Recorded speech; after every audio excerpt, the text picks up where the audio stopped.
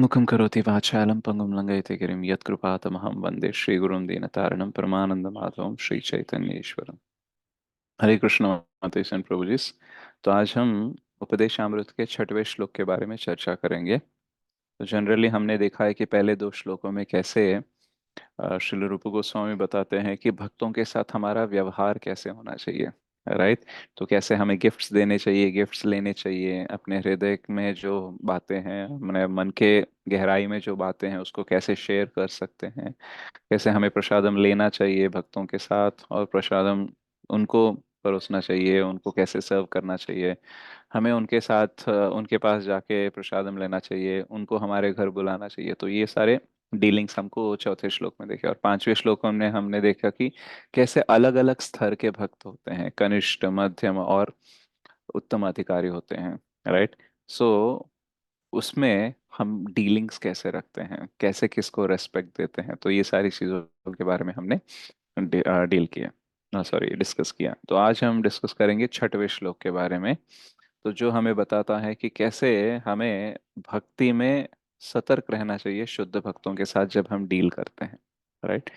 तो मैं श्लोका पढ़ता हूँ, उसके बाद में हम उसका ट्रांसलेशन देखने का और थोड़ा सा प्रपुट का चर्चा करेंगे।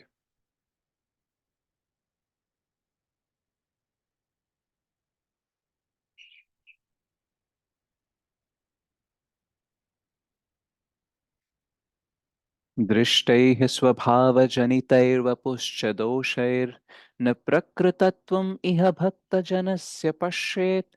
गङ्गाम्भसां न खलौ बुद्बुदफेन पङ्कैर्ब्रह्मद्रवत्वम् अपगच्छति नीरधर्मैः। सो यहाँ पे ट्रांसलेशन में लिखते हैं, इंग्लिश में है, मैं आपको हिंदी में करूंगा।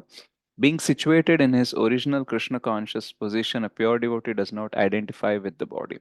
तो जो शुद्ध भक्त होते हैं, जिनकी पूरी चेतना ना कृष्ण भावना में स्थित होती है, वो कभी भी अपने आप को अपने शरीर के माध्यम से वो आइडेंटिफाई नहीं करते, उनकी पहचान शरीर के ऊपर नहीं होती है।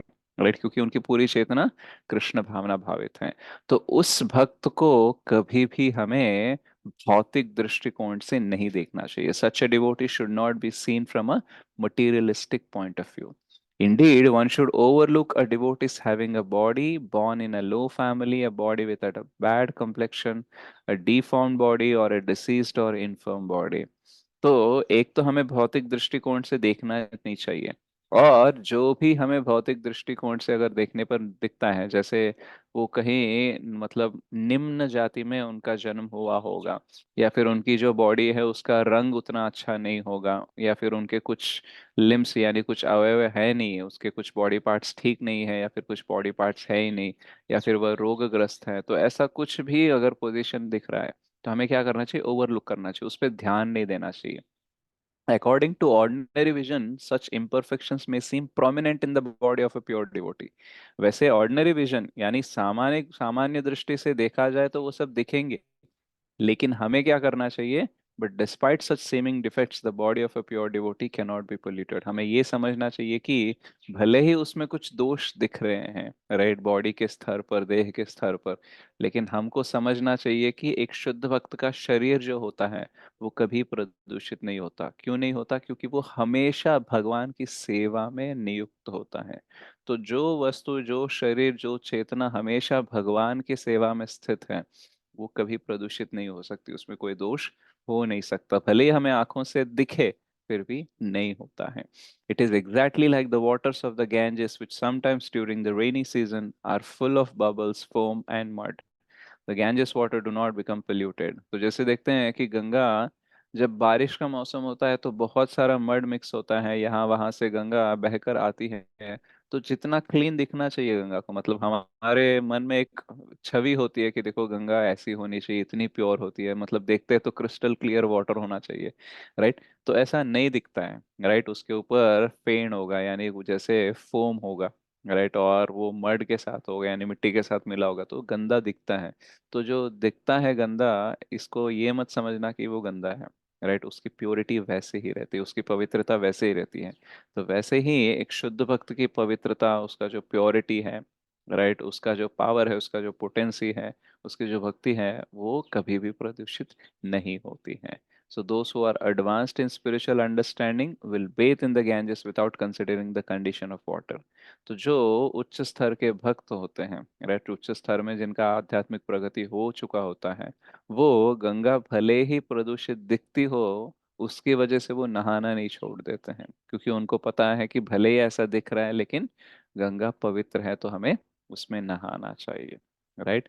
तो एक बात है जो हमें ध्यान रखनी चाहिए कि मान लो अगर जिस गंगा तट के पास हम जा रहे हैं, वहां पे कुछ बहुत सारी फैक्ट्रीज वगैरह है और उसमें बहुत सारे जहरीले अगर कुछ वायु या फिर कुछ सॉलिड्स उसमें मिक्स हो गए, और अगर हमें वार्निंग दी गई है तो कि देखो ये पानी यहाँ पे बहुत ही प्रदूषित है, इसमें कृपया नहाया नहीं जाना चाहिए क्योंकि बहुत सारे हेल्थ प्रॉब्लम्स आ रहे हैं, ऐसा कोई अगर हमें इंस्ट्रक्शन मिल रहा है, तो हम क्या करते हैं, भले नहाते नहीं है लेकिन हम पानी लेके अपने सर के ऊपर छिड़केंगे।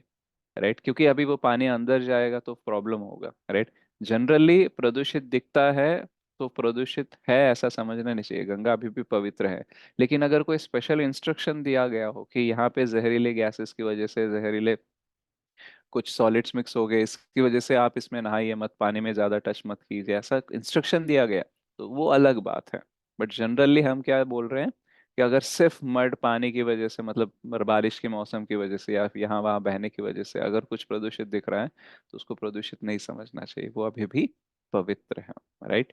तो अभी हम परपोर्ट में जो कुछ चीजें प्रभुपाद जी ने बताई उसके ऊपर चर्चा करने का प्रयास करेंगे। तो प्रभुपाद जी बोलते हैं कि जैसे भौतिक दृष्टिकोण होता है, तो अपिच्छेद सुदुराचारो, ये एक श्लोक के माध्यम से उन्होंने समझाने का प्रयास किया, क्योंकि कभी कभी एक हमें ऐसा विचार आ सकता है, क्योंकि अभी हम आध्यात्मिक जीवन में हैं तो कर्म सिद्धांत सीख लेते हैं, तो फिर हम सोचने लगते हैं कि शायद अगर किसी शुद्ध भक्त में कोई बॉडी डिफॉर्मिटी है, उनके कुछ अंग ठीक नहीं है, तो शायद इस वजह से होगा क्योंकि उन्होंने पास्ट लाइफ में कुछ ऐसा गलत कर्मा किया होगा, उसकी वजह से उन्हें ऐसा भुगतना पड़ रहा होगा। राइट। तो एक्चुअली कर्म सिद्धांत जो है वो प्रोग्नोसिस के लिए है, पोस्टमार्टम के लिए नहीं है। राइट। सो पोस्टमार्टम का मतलब क्या है, जब कोई चीज दिखती है या फिर होती है तो उसका एनालिसिस नहीं करना चाहिए कर्मा के बेस पर, too much of analysis. Right. जैसे मान लो अगर एक बच्चा, छोटा सा बच्चा रो रहा है, राइट, एक नवजात शिशु है वो रो रहा है, तो माँ सोच रही है कि ये क्यों रो रहा है, शायद इसको कुछ दुख रहा होगा पेट में। अच्छा, पेट में क्यों दुख रहा होगा, शायद इसने पिछले जन्म में कुछ पाप किए होंगे, उसकी वजह से इसको ये भुगतना पड़ रहा है। तो ये सब सोचना माँ का बिजनेस नहीं है। राइट। उनका काम क्या है कि इसका पेट दर्द हो रहा है, कुछ दर्द हो रहा है, तो उसका कारण जानो कि कुछ दस्त वगैरह हो गया या फिर कुछ इसको भूख लगी है, कुछ है, तो उसका पहले देखभाल करो, उसके कर्मा तक जाने की आवश्यकता नहीं है। वैसे अगर कोई व्यक्ति राजा के पास आता है, बोलता है कि देखो मेरे घर में डाकू चोर पड़े और बहुत सारा धन मेरे से लेके गए, तो राजा को ये नहीं बोलना चाहिए या फिर सोचना चाहिए कि अरे पिछले जन्म में इसने भी किसी का कुछ किया होगा गलत, इसलिए आज इसके साथ ऐसा हो रहा है। तो राजा का ये बिजनेस नहीं है। राजा का क्या बिजनेस है, उसका काम क्या है कि अरे कोई मेरे पास कोई कंप्लेंट लेके आया है, तो उससे मुझे कुछ उसका सोल्यूशन निकालना चाहिए। राइट। उसका निकाल कुछ होना चाहिए अच्छे से, ना कि मैं कर्मा के बारे में सोचूं और उसको सिर्फ कर्मा समझाते रहो। राइट। तो पोस्टमार्टम के लिए कर्म सिद्धांत नहीं है, अगर कुछ चीज हो जाती है तो सिर्फ उसका एनालिसिस करने के लिए कर्म सिद्धांत नहीं है। हाँ, अगर हमारे साथ कुछ गलत होता है तो हमें उत्साह बढ़ाने के लिए, जीवन में आगे बढ़ने के लिए ऐसा सोचना चाहिए कि शायद मैंने कुछ गलत कर्म किए होंगे, इसलिए मेरे साथ ऐसा हुआ होगा, तो इसलिए मुझे अच्छे काम करने चाहिए ताकि अच्छा रिजल्ट मुझे मिले। तो ये सोचकर हमें आगे बढ़ना चाहिए, ज्यादा एनालिसिस करते बैठना नहीं चाहिए। राइट। प्रोग्नोसिस का मतलब क्या है, हमें जिम्मेदार बनना चाहिए, हमें ये ज्ञान लेना चाहिए कर्म सिद्धांत से कि अच्छे काम करूंगा तो अच्छा कर्म होगा, बुरे काम करूंगा तो बुरा कर्म मुझे भुगतना पड़ेगा। राइट। तो ये अकाउंटेबिलिटी, ये रिस्पॉन्सिबिलिटी लेने के लिए ही कर्म सिद्धांत है। राइट। बाकी टू मच एनालिसिस करने के लिए नहीं है। पोस्टमार्टम में क्या होता है कि अगर कोई व्यक्ति मर जाता है, राइट, तो उसकी बॉडी का हम पोस्टमार्टम करते हैं तो मरने का कारण पता चलता है, लेकिन सिर्फ कारण पता चलने से हम बंदे को वापस नहीं लेके आ सकते। राइट। एनालिटिकली हमने एक्सप्लेन किया कि देखो ये यहाँ पे गलती हो गई, इसलिए ऐसे ऐसे उनकी जान चली गई, तो कितना भी एक्सप्लेन करो थोड़ी सी अंडरस्टैंडिंग आएगी कि मौत क्यों हुई, लेकिन उसका दुख कम नहीं होगा। राइट। तो वैसे ही कर्म के हिसाब से हम एनालिसिस करते रहेंगे तो भले ही कुछ कारण हमें पता चले, लेकिन उससे ज्यादा फर्क नहीं पड़ेगा। ज्यादा फर्क इससे पड़े, किससे पड़ेगा कि अब मुझे क्या करना चाहिए। राइट। जैसे माँ को सोचना चाहिए कि बच्चे का रोना बंद होना चाहिए, राइट, उसका दुख कम करना चाहिए, इसके ऊपर ध्यान होना चाहिए। राजा का ध्यान होना चाहिए कि अरे इसका अभी चोरी हुआ है तो इसको कुछ हमें सोल्यूशन देना चाहिए, तो इस पे ध्यान होना चाहिए। राइट। तो ये बातें हम क्यों कर रहे हैं, क्योंकि कभी कभी हम सोचते हैं कि शुद्ध भक्त जो होते हैं उनका जो बॉडीली डिफेक्ट कुछ चल रहा है, तो उनका जो डिफेक्ट चल रहा है वो मे बी कर्मा की वजह से। అమ్మ నాకు డస్ట్ ఎలర్జీ ఉంది కొంచెం ఇలాగే ఉండండి తర్వాత చేసుకుందాం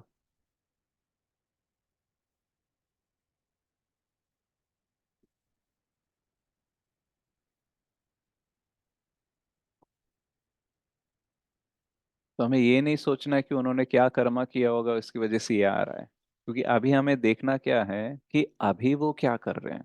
राइट, इसके ऊपर ध्यान होना चाहिए। जैसे कोई अगर कुछ पास्ट में गलती कर देता है उसकी वजह से अगर उसको कुछ भुगतना पड़ रहा है तो हमारा ध्यान उस पर नहीं होना चाहिए, हमारा ध्यान ये होना चाहिए कि अब क्या कर रहा है। जैसे इस श्लोक में बोला जाता है, अपिचेत सुदुराचारो भजते माम अनन्य भाग साधुरेव समन्तव्य सम्यक व्यवसितो ही सह। अगर कोई व्यक्ति अगर कोई गलत काम भी करता है लेकिन अनन्य भक्ति कर रहा है, मतलब कॉन्स्टेंटली पूरा अपना जो मनसा वाचा कर्मणा पूरा भक्ति में लगा रहा है, उसको हमें साधु समझना चाहिए और सही वो व्यवस्थित है। राइट, उसका जो पोजीशन है वो एकदम परफेक्ट है, तो ऐसा हमें देखना चाहिए। तो कभी कभी क्या होता है कि हम भौतिक दृष्टिकोण से जीवन को, सारे लोगों को देखने की हमें बहुत आदत है ना, तो वही आदत हम भक्ति में भी लेकर आते हैं। और इसलिए क्या है, हम प्योर डिवोटीज में भी, शुद्ध भक्तों में भी दोष देखने लगते हैं। तो एक बार जय अद्वैत प्रभु, यानी अभी जय अद्वैत स्वामी हैं, तो उन्होंने एक बार प्रभुपाद जी से मॉर्निंग वॉक पे सवाल पूछा कि क्या शुद्ध भक्त गलतियां कर सकता है। राइट। तो क्योंकि हम बोलते हैं कि शास्त्र में कोई गलतियां नहीं होती हैं, और वैसे ही जो शुद्ध भक्त होते हैं वो कभी गलतियां नहीं करते हैं, वो परफेक्ट होते हैं ऐसा बोलते हैं। लेकिन क्या हो सकता है कि वो भी मिस्टेक करें। तो उनका ये पूछने का कैसा था उद्देश्य, कि प्रभुपाद जी कभी कभी ना कुछ श्लोक गलत कोट करते थे। राइट। जैसे एक श्लोक है, मान लो, जन्म कर्म च मे दिव्यम एवं यो वेत्ति तत्वतः त्यक्त्वा देहम पुनर्जन्म नैति मामेति सो अर्जुना। तो कभी कभी प्रभुपाद जी नैति मामेति सो पांडवा ऐसे बोल देते थे। राइट, तो अर्जुन की जगह पांडवा। तो ऐसे बहुत ही माइनर मिस्टेक्स। तो उनका उद्देश्य ऐसा था जयदेव स्वामी का कि क्या ऐसे गलतियां करते हैं तो फिर मिस्टेक्स तो करते हैं ना, तो फिर ये बात कैसे सही हो सकती है कि शुद्ध भक्त कभी मिस्टेक नहीं करते। तो प्रभु जी बोले कि परफेक्शन का जो मतलब आपने रखा है आपके अंदर वो एक्चुअली गलत है। राइट। परफेक्शन का मतलब ये नहीं है कि कोई बंदा ग्रामेटिकली मिस्टेक नहीं करेगा या फिर ये वर्ड के बदले दूसरा वर्ड यूज करेगा। राइट, ऐसा कुछ गलती नहीं करेगा, वो हर जगह हर चीज में परफेक्ट रहेगा, ये नहीं है डेफिनेशन उसका। परफेक्शन का मतलब ये है कि वो जो भी करेगा भगवान के लिए ही करेगा। तो प्रभुपाद जी ने इवन भागवतम के इंट्रोडक्शन में, राइट, अगर आप देखोगे तो वो लिखते हैं कि हमारा जो प्रयास है कि हम ये जो आध्यात्मिक ज्ञान भंडार है इसको हम फॉरेन लैंग्वेज में देने का प्रयास कर रहे हैं, तो ये सर्टनली फेल्योर होगा, यानी परफेक्ट नहीं होगा। लेकिन अगर आप उसका एसेंस लेने का प्रयास करेंगे, उसका सार ग्रहण करने का प्रयास करेंगे, तो ये बहुत अच्छा होगा। क्योंकि बहुत सारी चीजें ना जो आध्यात्मिक प्रगति के लिए हमारे लिए उपयोगी हैं, उस सबको हर लैंग्वेज में हम एग्जैक्टली एज इट इज उतार नहीं सकते। राइट, कुछ तो शब्द होते ही नहीं इंग्लिश में। राइट। और वैसे भी प्रभुपाद जी का जो इंग्लिश अंडरस्टैंडिंग था, अभी प्रभुपाद जी के शिष्य आने के बाद बहुत सारी एडिटिंग हुई, लेकिन प्रभुपाद जी जब अकेले थे तो वही वन मैन शो करते थे, मतलब लिखना, प्रूफ रीडिंग करना, उसको पब्लिश करना, उसको डिस्ट्रीब्यूट करना, सब अकेले करते थे। तो उस टाइम पे कुछ गलतियां हो सकती थी। राइट, तो प्रभुपाद जी ने उसके आधार पर भी लिखा। और श्रीमद् भागवतम में भी पहले स्कंद के 5वें अध्याय में श्लोक आता है जहाँ पे भागवतम स्वयं बोलता है कि अगर कोई किताब है जो परफेक्ट है, ग्रामर वाइज, वर्डिंग वाइज सब परफेक्ट है, लेकिन उसमें भगवान के बारे में कोई चर्चा ही नहीं हो रही है, तो फिर कोई काम की नहीं है। लेकिन ऑन द अदर हैंड जो 11वां श्लोक है वो बोलता है, तद्वाग विसर्गो जनताघ विप्लवो यस्मिन् प्रतिश्लोकम अबद्धवत्यपि नामन्यनन्तस्य यशोकितानि यत् शृण्वन्ति गायन्ति गृणन्ति साधवः। कि अगर मान लो कोई और किताब है जिसमें भगवान के बारे में ही चर्चा हो रही है, बहुत सारे श्लोक है और हर श्लोक में कुछ ना कुछ गलती है ग्रामेटिकली, राइट। लेकिन फिर भी वो बुक साधुओं के लिए बहुत ही प्रिय है। क्यों? क्योंकि उसमें भगवान की चर्चा हो रही है। तो एक जगह पे है भगवान की चर्चा, कुछ नहीं हो रही है, परफेक्ट है वर्डिंग वाइज, ग्रामर वाइज, तो वो साधु नहीं इंटरेस्ट लेते हैं, right, that is not useful. लेकिन दूसरी जगह पे बुक है, उसमें गलतियां है लेकिन भगवान के बारे में चर्चा हो रही है, right, then that is perfect. तो हमें ये क्यों, ये एग्जाम्पल हम क्यों ले रहे हैं? क्योंकि ये बहुत बार क्या होता है कि ये जो छोटी छोटी बातें हैं, कि ये जैसे कुछ लोग बोलते हैं कि प्रभुपाद जी का इंग्लिश ठीक नहीं है, उनकी जो बंगाली एसेंट आती है, मतलब जब वो इंग्लिश बात करते हैं तो उसमें वो बंगाली एसेंट आ जाते हैं, राइट, उनकी जो परफेक्ट इंग्लिश नहीं है। तो ऐसे वाली छोटी छोटी चीजें क्या करते हैं, हमें भक्ति से दूर कर सकती हैं, क्योंकि वो चीजें देखने लायक है ही नहीं, राइट। अभी प्रभुपाद जी के ग्रामेटिकल कोई मिस्टेक होंगे या फिर उनका एसेंट ठीक नहीं है, तो उन सबको उन्होंने हर बुक में एडिटर्स के द्वारा करेक्ट करके हमको दिया है, राइट। अगर हम उसी चीज पे अटक गए कि देखो इसका ये अच्छा नहीं है, वो अच्छा नहीं है, प्रोनाउंसिएशन अच्छा नहीं है, इस पे अटक गए, तो क्या हो जाएगा, ये हमारे भक्ति के लिए बहुत अच्छा नहीं है। जैसे एक व्यक्ति था, एक वेदास का अच्छा नॉलेज रखने वाला, एक अच्छा प्रोनाउंस करने वाला एक ब्राह्मण था। तो वो एक मीटिंग में बोलने लगा प्रभुपाद जी को कि प्रभुपाद जी, आपके जो शिष्य है उनका ना उच्चारण ठीक नहीं है संस्कृत का, राइट, वो प्रोनाउंसिएशन ठीक नहीं है। फिर क्या हुआ कि वो व्यक्ति प्रोनाउंसिएशन को देख रहे हैं। तो प्रभुपाद जी उसको समझाया कि मान लो अगर आप हमारे आश्रम में आके इनको सिखाने लगो तो इनका प्रोनाउंसिएशन ठीक हो सकता है ना? उस व्यक्ति ने बोला हाँ हाँ ठीक हो सकता है, तो मैं कर सकता हूँ। तो प्रभुपाद जी बोले लेकिन उसके लिए कुछ कंडीशंस है। बोले कि आपको 4 नियमों का पालन करना होगा, टी नहीं पीना होगा, कॉफी नहीं पीना होगा। तो ये सारे जब सुनेगा ना, तो बाकी सबके लिए तो ठीक था, लेकिन उसको ना फिल्टर कॉफी की बहुत आदत थी। तो ऐसा कहा जाता है कि साउथ इंडिया में इवन ब्राह्मण भी हो, वो फिल्टर कॉफी का बहुत ही प्रिय होता है, राइट। तो इसलिए वो छोड़ नहीं पाया। तो प्रभुपाद जी को वो बोलने लगा ठीक है, प्रोनाउंसिएशन थोड़ा इधर उधर चलेगा। तो जब उसके वैराग्य की बात आई, उसको ये त्याग करना है, ये बात आई, तब वो बोला कि ठीक है प्रोनाउंसिएशन, राइट। लेकिन उससे पहले तो बोल रहे थे कि प्रोनाउंसिएशन ठीक नहीं है। तो प्रभुपाद जी उनको बोले कि देखो, माय फॉलोअर्स और माय डिसाइपल्स, प्रोनाउंसिएशन में B mistaken, may be wrong, but the renunciation is perfect, right. तो उनका प्रोनाउंसिएशन गलत हो सकता है, राइट, लेकिन उनका जो वैराग्य है, रिनाउंसिएशन है, वो एकदम परिपूर्ण है, राइट। तो भक्ति में क्या चाहिए कि मटेरियली चीजें देखनी नहीं चाहिए, कि देखो इसका प्रोनाउंसिएशन कैसा है, इसकी बॉडी कैसी है, ये दिखता कैसा है, राइट, इसके अवयव कैसे हैं, इसमें कोई डिसीज है कि नहीं, बॉडी है, अगर ये शुद्ध भक्त है तो सब कुछ परफेक्ट होना चाहिए, कोई गलती नहीं होना चाहिए। तो ये वाला दृष्टिकोण नहीं होना चाहिए। हमें ये देखना चाहिए कि भगवान के लिए वो क्या कर रहे हैं, राइट, अनन्य, मतलब कोई और है ही नहीं विचार उनके पास, सिर्फ भक्ति करना चाहते हैं। भगवान के प्रीत्यर्थ के लिए उनके सारे इंटेंशन से, उनका उद्देश्य एक ही है कि कैसे हम भगवान की सेवा कर सकते हैं प्रीति पूर्वक, प्रेम के साथ। हम भी भक्ति करते हैं, लेकिन बहुत बार हमारा उद्देश्य क्या होता है कि मैं भक्ति इसलिए कर रहा हूँ क्योंकि इस जगत में मुझे नहीं रहना है, इस झोल में नहीं पड़ना है, इस दिक्कतों में नहीं पड़ना है, कष्ट नहीं उठाना है, या फिर लोग मेरे बारे में गलत ना समझे, या फिर लोगों को मेरे बारे में अच्छा इमेज होना चाहिए। तो कोई अलग अलग इंटेंशन हो सकती है अलग अलग टाइम पे। हर टाइम पे हमारा इंटेंशन ये नहीं होता है कि सिर्फ भगवान की सेवा करनी है।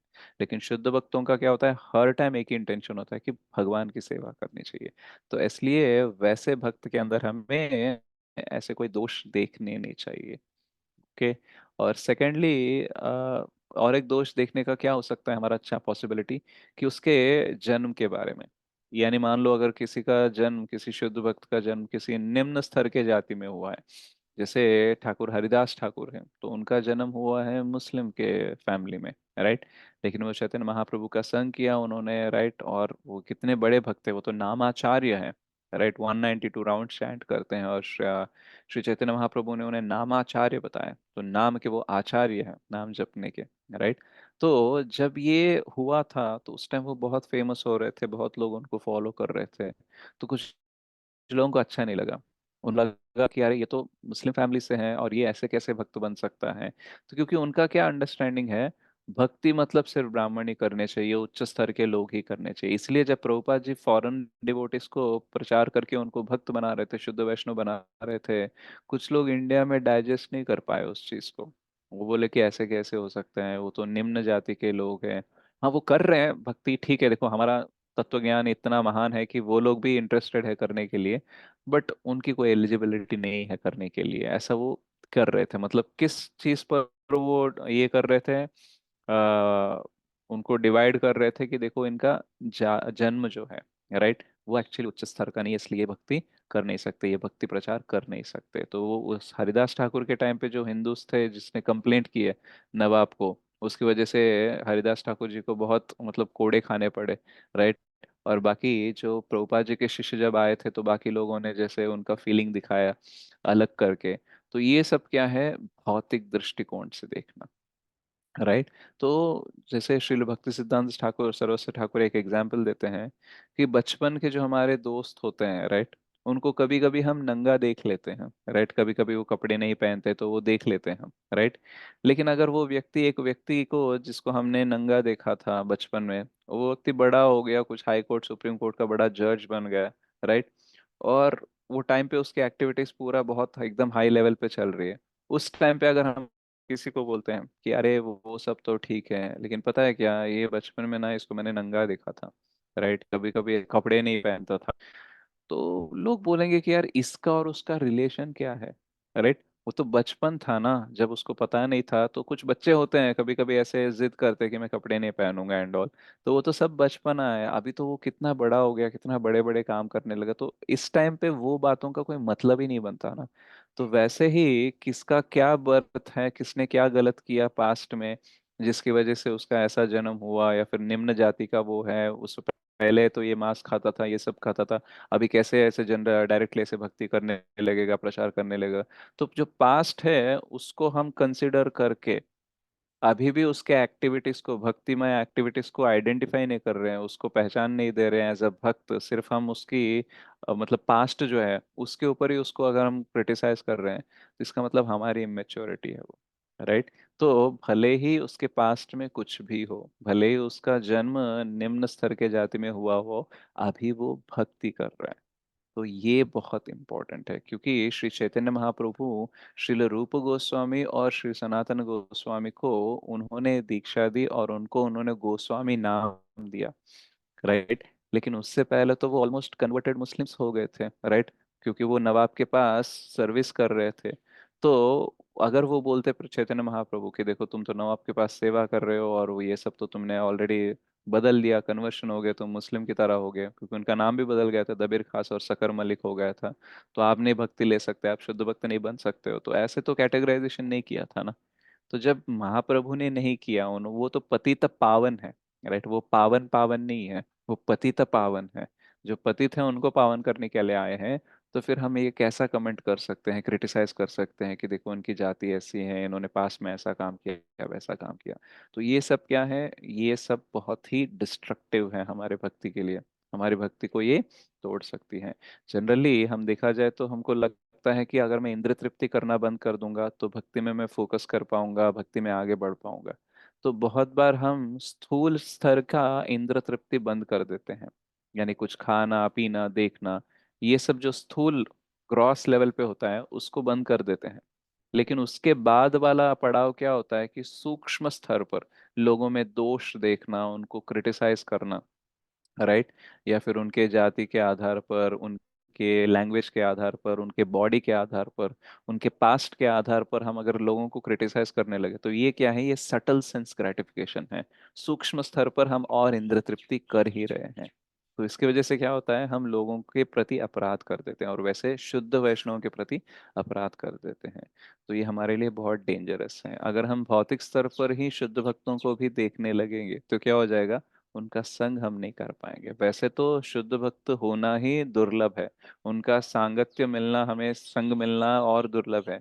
उसमें भी अगर हम ऐसी मटेरियल विजन लेके चल रहे हैं तो क्या हो जाएगा, उस संग का हम ना ही सदविनियोग कर पाएंगे और ऊपर से अपराध करेंगे। तो इसकी वजह से क्या हो जाएगा, हमारी भक्ति नष्ट हो जाती है। और भगवान अपराध को बिल्कुल नहीं सहते हैं, राइट। पाप को भी सह लेंगे लेकिन अपराध को नहीं सहेंगे, राइट। तो इसलिए हमें क्या करना चाहिए, भौतिक दृष्टिकोण नहीं रखना चाहिए। तो बहुत लोगों ने पास्ट में किया है, जैसे हमने एग्जाम्पल लिया हरिदास ठाकुर जी का और प्रभुपाद जी के शिष्यों को। सो बहुत सारे लोगों ने क्रिटिसाइज किया था, उन्होंने उनका भक्ति नहीं देखा था। क्या देखा था? सिर्फ ये भौतिक स्तर पे इनका क्या लेवल है ये देखकर ही वो देख रहे थे, इसलिए क्या हो गया, उनका भक्ति नष्ट हो जाता है ना। लेकिन जिन्होंने इन सबको नजरअंदाज करके उनके भक्ति पे ध्यान दिया, तो क्या हो जाता है, वो भक्ति में आगे बढ़े हैं। राइट। तो और एक क्या चीज नहीं करनी चाहिए, अगर उनमें कोई गलतियां दिखती हैं हमको, राइट, फर्स्ट तो दोष या गलतियां देखनी नहीं चाहिए। दूसरा, अगर दिखते हैं तो उसको करेक्ट नहीं करना चाहिए, उसको डिस्कस नहीं करना चाहिए, उसको करेक्ट नहीं करना चाहिए। क्यों? क्योंकि अगर शुद्ध भक्तों में कोई गलती है तो वो उनके गुरु और कृष्ण के बीच का मामला है, हमारा मामला नहीं। राइट। उनकी गलतियां देखना, उसके बारे में डिस्कस करना, उनको करेक्ट करने का प्रयास करना, ये बहुत बड़ा अपराध होता है। क्योंकि एक तो हम उच्च स्तर के भक्त हैं नहीं, हम तो शुद्ध भक्त हैं नहीं। राइट। दूसरा, हम उनकी अथॉरिटी नहीं है। तो फिर हम क्यों करेक्ट करें, क्यों उनके दोष ढूंढे? हमें क्या करना चाहिए, सारग्राही बनकर जो वो सारी अच्छी चीजें कर रहे हैं भक्ति में, उसके ऊपर ध्यान देना चाहिए। क्योंकि भक्ति ऐसे ही नष्ट नहीं होती है। राइट। भक्ति नष्ट कैसे होती है? ये सारी छोटी छोटी जो चीजें हैं, सूक्ष्म चीजें हैं, इनको जब हम नजरअंदाज करते हैं, तब जाके भक्ति हमारी नष्ट होती है। तो भौतिक दृष्टिकोण हमें रखना नहीं चाहिए। कर्म के आधार पर, जाति के आधार पर हमको क्या, कोई ऐसा उल्लेख नहीं करना चाहिए कि अरे ये कम वाले हैं, ये ऐसे वाले हैं, इनको नहीं करना चाहिए, ऐसा नहीं करना चाहिए। वो सब हमने नहीं करना है। और ऊपर से उनको करेक्ट करने का प्रयास नहीं करना चाहिए, उल्टा हमें उनसे इंस्ट्रक्शन लेने चाहिए कि आप बताओ कि हम भक्ति में आगे बढ़ने के लिए हमें क्या करना चाहिए। राइट। तो जब हम ऐसा करेंगे तो भक्ति में हमारी प्रगति होगी। राइट। बहुत बार क्या होता है कि जैसे सिंपल एग्जांपल दिया जाए, अगर एक घड़ा है, राइट, वन वेसल है, उसमें हम पानी भर कर ला रहे हैं, लेकिन अगर मान लो उसमें छेद है, तो क्या हो जाएगा, कितना भी हम घड़ा भरे, वो घड़ा हमेशा खाली ही रहेगा। क्यों? क्योंकि वो लीकेज ऑलरेडी चालू है। तो भक्ति में हम बहुत मेहनत करते हैं, सुबह उठते हैं, चैंटिंग करते हैं, बुक्स रीड करते हैं, क्लासेस सुनते हैं, बहुत प्रयास करते हैं, उसकी वजह से थोड़ी सी प्रगति होती है हमारी। लेकिन हम ऐसे दोष ढूंढने लगेंगे, उनके प्रति अपराध करने लगेंगे, तो क्या होता है, वो भक्ति नष्ट हो जाती है। तो हम एक तरफ क्या कर रहे हैं, मेहनत कर रहे हैं भक्ति में आगे बढ़ने के लिए, दूसरी तरफ अपराध कर रहे हैं, तो क्या हो जाएगा, हम भक्ति में कभी आगे नहीं बढ़ पाएंगे, थोड़ा आगे बढ़ेंगे फिर पीछे हो जाएंगे। तो ये प्रोसेस चलते रहता है। तो इसलिए हमें क्या करना चाहिए, मेहनत भी करनी चाहिए, और ये सारी जो सूक्ष्म विषय हैं, राइट, किसी के बारे में, शुद्ध भक्तों के बारे में भौतिक दृष्टिकोण से देखना, ये सारी चीजें हमको कम करनी चाहिए, उनको करेक्ट करने का प्रयास नहीं करना चाहिए। उनमें जो ऑलरेडी करेक्ट है उसको देखकर, उससे प्रेरणा लेकर हमारी जो गलती है उसको सुधारने का प्रयास करना चाहिए। क्योंकि बहुत बार हमको गॉसिप करने में मजा इसलिए आता है क्योंकि उस प्रोसेस में, गॉसिपिंग में, लोगों की गलतियां ढूंढना, उनको क्रिटिसाइज करना, यही इन्वॉल्व होता है। अच्छा, इसमें मजा क्यों आता है? क्योंकि हम उनसे बेटर नहीं हो सकते, इसलिए हम उनका कोई गलती निकाल के उन्हें हमसे कितने वो नीच नीच निम्न स्तर पर हैं ये दिखाने का प्रयास करते हैं। So I can not be better than them, but I will try to show something wrong in them so that I look better in front of them. मतलब मैं बेटर नहीं हूं, लेकिन उसको नीचा दिखाकर मैं ऊंचा हो सकता हूँ। राइट। तो ये हमारी सटल सेंस ग्रेटिफिकेशन वाली एटीट्यूड है, इसको क्या करना चाहिए, हमको कम करना चाहिए। तो इसलिए एग्जाम्पल भी देते हैं प्रभुपाद जी कि भले ही भौतिक स्तर पर गंगा शुद्ध दिखे ना दिखे, लेकिन उसकी पवित्रता तो कम नहीं होती। वैसे ही कुछ दोष दिखे या ना दिखे, लेकिन आपको समझना चाहिए कि शुद्ध भक्त का स्तर बहुत ही उच्च होता है, वो बहुत प्योर होता है, उसके प्योरिटी में प्रॉब्लम नहीं होती है, और उसका जो शरीर है वो पूरा सेवा में लगा हुआ है, इसलिए उसमें आपको कोई दोष है ऐसा समझना ही नहीं चाहिए। राइट। वो दिखता होगा लेकिन वो दोष नहीं है, क्योंकि वो अपने आप को बॉडी से आइडेंटिफाई नहीं कर रहे, तो तुम क्यों बॉडी को आइडेंटिफाई कर रहे हो? राइट। और भक्ति मतलब क्या है, आत्मा के स्तर पर जीना। लेकिन अभी भी हम शरीर को ही देख रहे हैं, आत्मा के स्तर पर जी नहीं रहे, तो मतलब प्रॉब्लम उनमें नहीं है, हम में है। राइट। जैसे कभी कभी लोग वृंदावन चले जाते हैं तो बातें करने लगते हैं कि वृंदावन कितना कमर्शियल हो गया, कितना गंदा हो गया, कोई नीटनेस नहीं है। राइट। ऑटो वाले देखो ये करते रहते हैं, झगड़ा करते रहते हैं, कुछ भी पान खाते रहते हैं, ये वो। तो ये सब चीजें देखने में हमारा फोकस किधर गया, हमारा फोकस भौतिक हो गया, और हम आध्यात्मिक, मतलब वो धाम है ना, वहां पे जाके धाम की शक्ति लेनी चाहिए, भक्ति में आगे बढ़ना चाहिए, लेकिन ध्यान इस पे नहीं जाता है। राइट। तो उसमें गया, भौतिक विषयों में गया, और क्या हो गया, भक्ति नष्ट हो गया। तो वो सब माया का कवरिंग होता है। राइट, जैसे रेनी सीजन में मिट्टी मिक्स हो जाती है तो गंगा शुद्ध नहीं दिखती है, बट गंगा शुद्ध ही होती है ना। तो वैसे ही वृंदावन धाम को हम देखने का हमारा मिक्स्ड विजन होता है। हमारे चेतना के अंदर बहुत भौतिकता है, इसलिए हमको वृंदावन वृंदावन की तरह नहीं दिखता है। इसलिए हम बोलते हैं हमारे आचार्य कि वृंदावन को देखना नहीं चाहिए, सुनना चाहिए, क्योंकि हमारी आंखें हैं ही नहीं देखने के लिए। इसलिए कथा के माध्यम से हम वृंदावन की महिमा को समझने का प्रयास करते हैं, और बोलते हैं कि जो आपको भौतिक दिख रहा है, गलत दिख रहा है, उसको इग्नोर करो, क्योंकि हमारा काम वो नहीं है। राइट, हमारा काम कुछ और है। राइट, तो ऐसे करके हमें आचार्य लोग क्या करते हैं, भक्ति में आगे बढ़ाने का प्रयास करते हैं। वैसे ही श्रील रूप गोस्वामी इस 6वें श्लोक के माध्यम से हमें क्या बता रहे हैं, कि कैसे हमें भौतिक दृष्टिकोण को त्याग कर, राइट, आध्यात्मिक दृष्टिकोण से चीजों को देखना चाहिए। और स्पेशली शुद्ध भक्तों को जब हम देखते हैं, तो एटलीस्ट हमें ये प्रयास करना चाहिए कि कोई भी भौतिक स्तर पर हमारा विचार नहीं होना चाहिए, क्योंकि वो आध्यात्मिक स्तर पर है, वो एकदम दिव्य स्तर पर है, तो हमें भी उन्हें उस स्तर पर देखने का प्रयास करना चाहिए। तभी जाके हम भौतिक स्तर से लेके उस दिव्य स्तर पर जा सकते हैं। ओके। सो श्रील रूप गोस्वामी की जय, उपदेशामृतम की जय, जगत गुरु पतित पावन श्रील प्रभुपाद की जय, श्रील गुरुदेव की जय, निताय गौर प्रेमानंदे, हरि हरि बोल।